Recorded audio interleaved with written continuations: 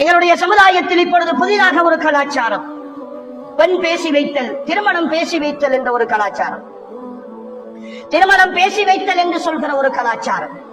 ஈமானிய உறவுகளே, வெளிநாட்டிலே மணமகன் இருக்கிறான் அல்லது உள்நாட்டிலே வாழ்ந்து கொண்டிருக்கிறான், 2 ஆண்டுகளுக்கு பிறகு திருமணம், மகள் படித்துக் கொண்டிருக்கிறாள் அல்லது மருமகன் படித்துக் கொண்டிருக்கிறான், திருமணம் பேசி வைத்திருக்கிறார்கள். மார்க்க வரையறைக்குட்பட்டு எந்த ஒரு உடன்படிக்கைகளும் செய்யப்படவில்லை, மார்க்க வரையறைக்குட்பட்டு எந்த ஒரு உடன்படிக்கைகளும் செய்யப்படவில்லை, எந்த ஒரு அக்தோ, எந்த ஒரு ஒப்பந்தங்களோ செய்யப்படாத நிலையில் வரும் பேச்சுவார்த்தையில் மட்டும் திருமணம் இருக்கிறது. இப்பொழுது அந்த கணவன் அல்லது மணமகனாக வரப்போகிறவன் செய்கிற முதல் பணி என்ன தெரியுமா? அந்த பெண்ணுக்கு ஒரு போன் வாங்கி கொடுக்கிறார். என்ன பாடுபட்டாவது ஒரு போன் வாங்கி கொடுக்கிறார்.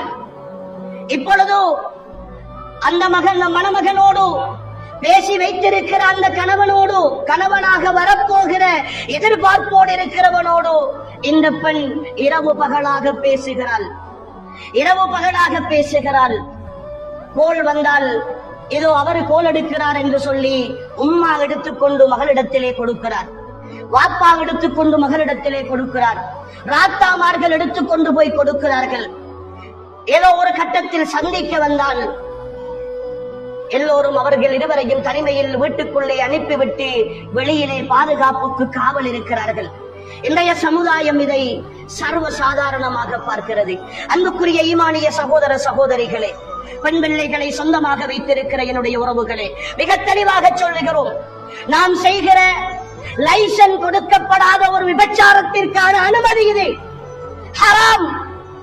இந்த சமுதாயத்தில் பேசி வைத்தல், பெண் பேசி வைத்தல் என்கிற இந்த கலாச்சாரம் வந்திருக்கிறது, மார்க்கத்தில் அனுமதி இருக்கிறது. ஆனால் ஒரு கணவனை, ஒரு மணமகனை பேசி வைத்து விட்டால் மட்டும் அவன் அந்த பெண்ணுக்கு மஹரமாகி விட மாட்டான். அவன் அஜ்னபியத்தானான், அவனோடு தனித்திருப்பது ஹராம், தனிமையில் உரையாடுவது ஹராம், அவனை தனிமையில் சந்திப்பதற்கு அனுமதி கொடுப்பது ஹராம். அப்படி உங்களுக்கு செய்ய வேண்டுமாக இருந்தால் திருமண ஒப்பந்தம் செய்து வையுங்கள்.